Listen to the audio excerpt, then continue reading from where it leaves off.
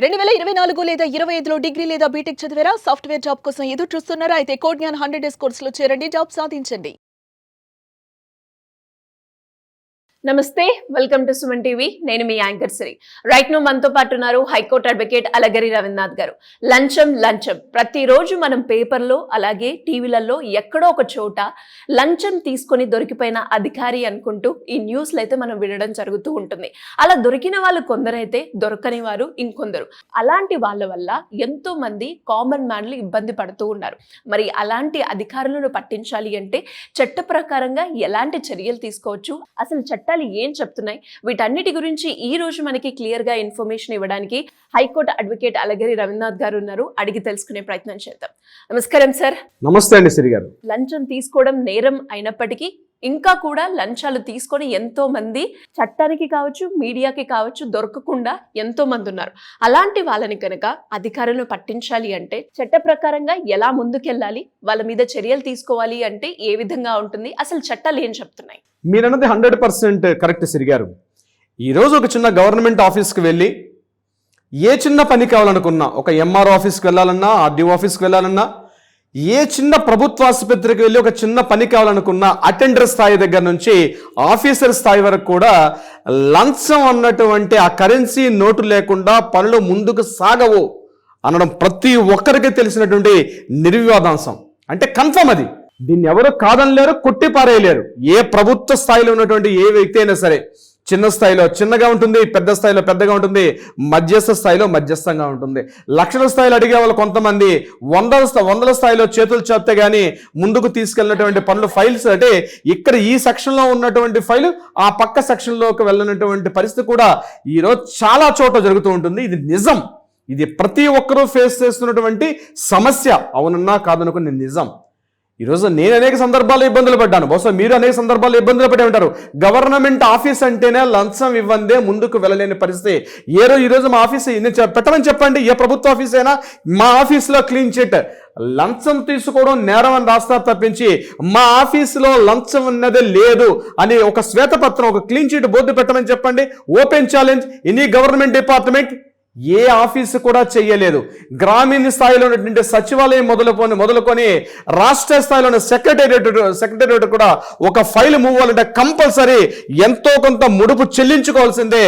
బహుశా వెంకటేశ్వర స్వామి టెంపుల్కి వెళ్తే, తిరుమల తిరుపతి దేవస్థానానికి వెళ్తే అక్కడ హుండీలో డబ్బులు ఇవ్వకుండానే దర్శనం అవుతుందేమో, కానీ ఒక గవర్నమెంట్ ఆఫీస్కి వెళ్తే మాత్రం అక్కడ మనం ఎంతో కొంత సమర్పించుకోకుండా ఒక ఫైల్కి ముందుకు వెళ్ళడం అనేది కుదరనే పని. నా మీద తిట్టుకుంటే ఎవరైనా తిట్టుకోవచ్చు, కానీ ఓపెన్ చేయాలని నేను చెప్తున్నాను. చాలా మంది ఎవరైనా రావచ్చు.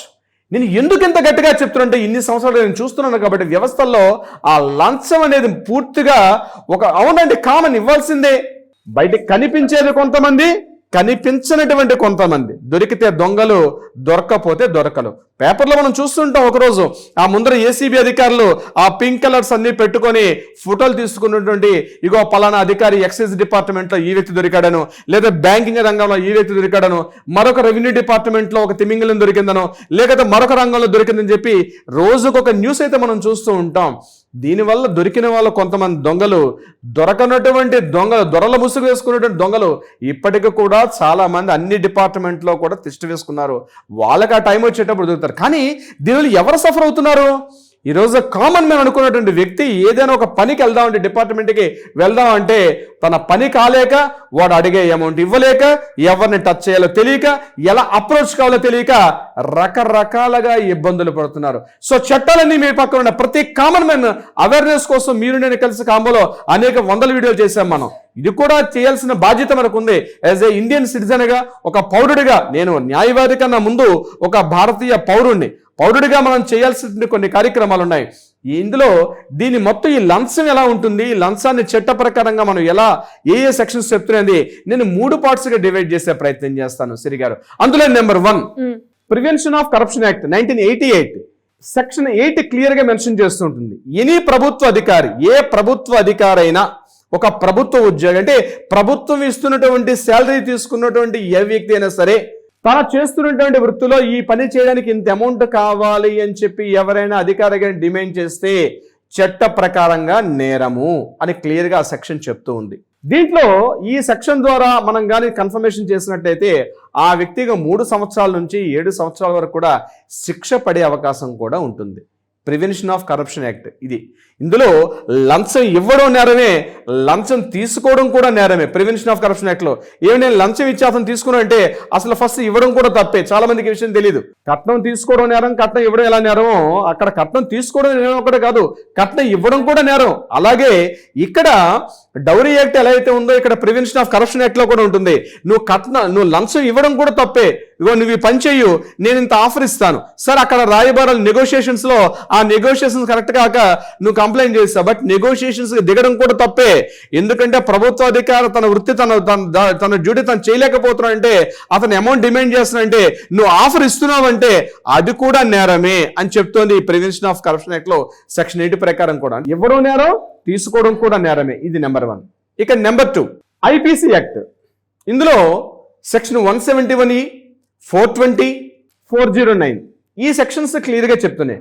171E ప్రభుత్వ అధికారులు ఎవరైనా సరే లంచం తీసుకున్నట్లయితే వాళ్ళ మీద చట్ట ప్రకారంగా ఈ 171 చట్టం అనేది సెక్షన్ అనేది వాళ్ళ మీద ఇంపోజ్ అవుతుంది. అంటే లంచం తీసుకోవడం, తను చేస్తున్నటువంటి పని ఏదైతే ఉందో ఆ పని మీద లంచం తీసుకోవడం చట్టరీత్యా నేరం 100%. 420 మోసగించడం, నువ్వు ఈ పని చేయు నేను ఈ పని చేస్తాను, మోసగించడం, అది కూడా తప్పే.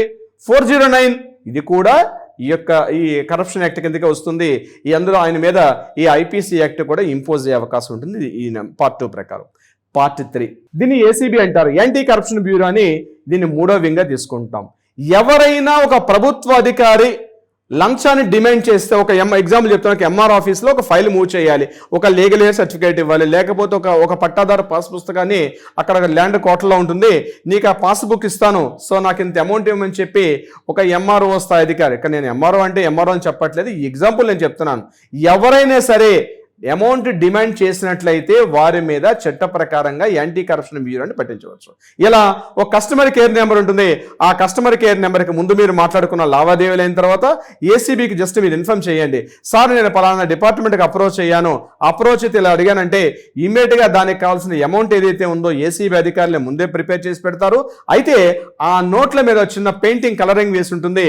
ఆ కలరింగ్ నోట్లు వేసినప్పుడు ఆ లావాదేవీలు చేసేటప్పుడు అమౌంట్ ఇచ్చేటప్పుడే ఇమ్మీడియట్గా ఏం చేస్తారంటే ఏసీబీ అధికారులు ఆ అమౌంట్ లావాదేవీలు వాళ్ళే అమౌంట్ ఇస్తారు. ఆ అమౌంట్ లావాదేవీలు అవుతున్న టైంలో ఆన్ ద స్పాట్ లోకి వస్తారు. వచ్చేటప్పుడు ఆ నోట్లు ఎవరైతే తీసుకుంటారో కొన్ని మినిట్స్ తర్వాత వాళ్ళ చేతులు రెడ్ కలర్లో మారిపోతాయి. అందుకే రెడ్ హ్యాండెడ్ గా బుక్ అయ్యారంటారు. రెడ్ హ్యాండెడ్ గా బుక్ అయ్యారన్న వర్డ్ ఎలా వచ్చిందంటే దీన్ని ఏసీబీ అధికారులు పట్టుకున్నటువంటి ఈ యాంటీ కరప్షన్ బ్యూరో నుంచి వచ్చిందనమాట. అంటే ఆ నోట్ల మీద ఇమీడియట్ గా ఏం చేస్తారంటే ఆ నోట్లు ఇలా పట్టుకొని వాటి కౌంటింగ్ చేసుకునే టైంలో ఏమవుతాయంటే వాటి మీద ఒక రకమైన కలర్ చేంజ్ అయిపోతుంది. ఆ కలర్ అన్ని కూడా రెడ్ కలర్ లో మారిపోతాయి. దట్స్ కాల్డ్ రెడ్ హ్యాండెడ్ గా బుక్ అవ్వడం అన్న వర్డ్. మనం చాలా రెడ్ హ్యాండ్ గా పట్టుకున్నారండి. రెడ్ హ్యాండ్ గా పట్టుకోవడం వర్డ్ ఏంటంటే ఇలా పట్టుకోవడాన్ని రెడ్ హ్యాండెడ్ గా పట్టుకోవడం అని అంటారు. సో ఏసీబీ అధికారి ఈ రకంగా పట్టుకుంటారు. సార్ కేవలం కరెన్సీ నోట్లు ఇస్తేనే డబ్బా, ఇంకేనా వస్తు రూపంలో ఇస్తే అది లంచం కాదా? ఏ రూపకంగా ఇచ్చినా లంచమే, గుర్తుపెట్టుకోండి. వస్తువుల రూపంలో ఇచ్చినా అంటే బంగారం కానీ ఫర్నిచర్ రూపంలో కానీ లేకపోతే వరకైనా హౌస్ కానీ ఇల్లు కానీ ఫ్లాట్ రాసిస్తానని ఇలాంటివి ఏది రాసిచ్చినా దాన్ని కూడా లంచమే అంటారు. డబ్బుల రూపంలో ఇచ్చినా లంచాన్ని ఇస్తారు. ఇది కాకుండా అమ్మాయిల్ని పంపించడం, ఆఫర్స్ ఇవ్వడం, వీటిని కూడా దాని కిందనే పరిగణిస్తారు. గుర్తుపెట్టుకోవాల్సింది ఏంటంటే లంచం అనేది అనేక రూపాలుగా ఉంటుంది, కేవలం ఒక కరెన్సీ రూపంలో మాత్రమే ఉండదు, అనేక రకాలుగా లంచం అనేది ఉంటుంది. ఏ రకంగా చేసినా ఆ పనికి ఇంత అమౌంట్ ఇవ్వడం అనేది ఖచ్చితంగా తప్పు. సో భారతదేశంలో గుర్తుపెట్టుకోవాలంటే ఈ రోజు ఇంత వెనుకబడుతున్న కారణం ఏంటంటే లంచం. ఇది మనకు ఒక క్యాన్సర్ లాగా, ఒక కరోనా వైరస్ లాగా ప్రతి రంగంలో కూడా విస్తరించిపోవడం వల్ల భారతదేశం అనేక రంగాల్లో వెనుకబడుతున్నాను కూడా ఇది ప్రధాన కారణం. దీని మీద అనేక సినిమాలు కూడా వచ్చాయి. ఒక భారతీయుడు అనే సినిమా ఎస్పెషల్లీ లంచం అనే కాన్సెప్ట్ మీద తీసిన సినిమానే భారతీయుడు అనే సినిమా. అప్పట్లో 95-96 వచ్చిన సినిమా అద్భుతంగా హిట్ అవ్వడం కూడా జరిగింది. అంటే ప్రతి ఒక్కరికి తెలుసు లంచం తీసుకోవడం తప్పు, లంచం తీసుకోవడం తప్పు అని ప్రతి ఒక్కరు తెలుసు. కానీ మన యొక్క దాన్ని ఏమంటారంటే మన వ్యవస్థల్లో ఉన్నటువంటి ఒక చేంజెస్, మన వ్యవస్థల్లో పాతుకుపోయింది. ఈ పని అవ్వాలంటే బర్త్ సర్టిఫికేట్ ఇవ్వాలంటే లంచం, డెత్ సర్టిఫికేట్ ఇవ్వాలంటే లంచం, పుడితే లంచం, డెత్ సర్టిఫికేట్ తీసుకుంటున్నాం. ఫస్ట్లో ఇది ఇనాంగా స్టార్ట్ అయింది, ఆ ఇనాం పోయి అది టిప్పులుగా మారింది, ఆ టిప్పులు పోయి ఈరోజు ఏమైందంటే కామన్ అయిపోయింది. లంచానికి అలవాటు అయిపోయారు. ఇచ్చేవాడు ఇవ్వగలుగుతాడు, ఇవ్వనివ్వడం పరిస్థితి ఏంటి? ఇవ్వని వాడి పరిస్థితి కూడా నువ్వు అదే రకంగా ఇవ్వాలి అని డిమాండ్ చేసినప్పుడు కదా ప్రాబ్లం వచ్చేది. నువ్వు గవర్నమెంట్ ఆఫీసర్గా నీకు గవర్నమెంట్ వేతనం ఇస్తుంది, నీకు ఒక శాలరీ ఇస్తుంది, ఆ పంచేమని చెప్పి నువ్వు చేస్తున్నటువంటి వర్క్ని విడిచిపెట్టి దాని మీద ఎంతో కొంత ఎక్స్పెక్టేషన్స్ నీ పెట్టుకున్న లంచంగా మారిపోతుంది. అది చేయండి, నేను చేసి జస్ట్ 10,000 తీసుకున్నాను సార్. నువ్వు 10,000 తీసుకున్నావా, 1,000 రూపాయలు తీసుకున్నావా, 500 రూపాయలు తీసుకున్నావా, 10 లక్షలు డిమాండ్ చేసావా, 1 కోటి రూపాయలు డిమాండ్ చేసావా, ఏదైనా తప్పే. సో తప్పుని ఎప్పుడు తప్పుగానే భావిస్తారు. సో దీనికి ఒక శిక్ష, దానికి ఒక శిక్ష అంటూ ఉండదు. గుర్తుపెట్టుకోండి, ముఖ్యంగా ప్రభుత్వ అధికారులు నేను చెప్తున్నాను, ఇప్పట్లో ప్రజల్లో అవేర్నెస్ వచ్చేసింది. ఈరోజు ఇప్పటికీ కూడా కొన్ని గ్రామీణ ప్రాంతాల్లో నడుస్తున్నాయి, పట్టణాల గ్రామీణ ప్రాంతాల్లో లంచం అనే డిమాండ్ చేస్తుంటారు. కానీ గుర్తుపెట్టుకోండి, ఈరోజు మీరు చేసే చిన్న తప్పు ఏదైతే ఉందో భవిష్యత్తు ఆలోచించుకోండి. మీకు మీ పిల్లలు ఉంటారు, మీ భార్య, మీ పిల్లలు, మీకంటూ ఒక కుటుంబం ఉంటుంది. ఈరోజు రేపు పొద్దున పేపర్లో, న్యూస్ల్లో, మీడియాలో కానీ మీరు లంచం తీసుకుంటూ బయటపడ్డారంటే మీ పిల్లలు ఎక్కడ తల ఎత్తుకోలేరు, ఇలాంటి తండ్రికి పుట్టామని చెప్పుకోలేరు. మీరు భ్రష్టులైపోతారు, సమాజంలో ఎందుకు పనికిరాని వాళ్ళుగా మారిపోతారు. ఎన్ని కోట్లు ఉన్నా ఒక్కసారి కానీ మీరు లంచం తీసుకున్నట్టుగా కానీ మీరు సమాజం దృష్టిలో కానీ బయటపడితే చాలా డేంజర్ సిచ్యుయేషన్. సో ప్రతి ప్రభుత్వ అధికారులు తస్మాత్ జాగ్రత్త, ప్రతి ఒక్క కామన్ మ్యాన్ కూడా అవేర్నెస్ గా ఉండండి. మనం నియమించుకున్న ప్రభుత్వం, మన ప్రభుత్వ కార్యకలాపాలు మన ద్వారా జరగాలి. నిజంగా మీ దగ్గర ఒరిజినల్ డాక్యుమెంట్స్ ఉంటే రియల్ గా దొంగచోటగా కార్యకలాపాలు చేసుకోవడం మాత్రం సరైన విధానం అయితే కాదు. సిరి గారు, ట్రూ సార్.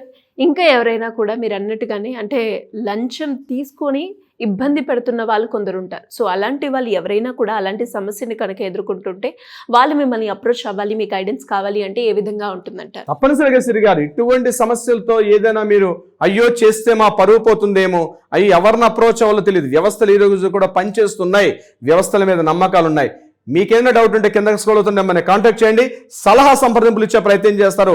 అదీ కాకుండా కోర్టుల్లో ఏదైనా వివాదాలు ఉంటే వాటికి కూడా సరైన పరిష్కారం చూపించే దిశగా మన లీగల్ టీం ప్రయత్నం చేస్తారు. సిరి గారు, thank you sir, thank you so much. Thank you so much అండి సిరి గారు. సుమన్ టీవీలో మీ పర్సనల్ అండ్ బిజినెస్ ప్రమోషన్స్ కోసం కింది నెంబర్కి కాంటాక్ట్ చేయండి.